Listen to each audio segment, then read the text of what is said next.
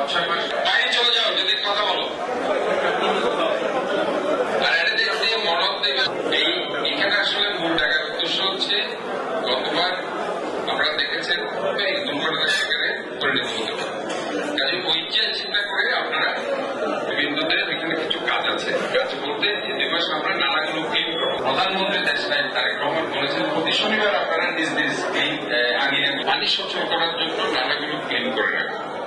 তাহলে এটা গেল একটা চিন্তা করে দ্রুত লিস্টগুলো মডিফাই করতে হবে। আরেকটা হচ্ছে জানাচ্ছি, এখানে যেহেতু মহানগর বিএনপির নেতৃবৃন্দ আছেন, আপনারা আমার এটা যাতে ডিসিপ্লিন রয়েছে না যায়, এটা ডিসিপ্লিন রয়েছে একরাম মেন তাদের উপর আমাদের জন্য সবাই এটার জন্য বক্তব্যটা উপস্থাপন করেছেন। এখন এটা বাস্তবায়ন করার দায়িত্ব হল আপনাদের।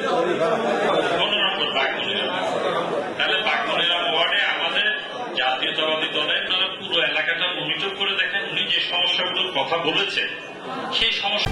দৈনিক আজকের বাংলা .net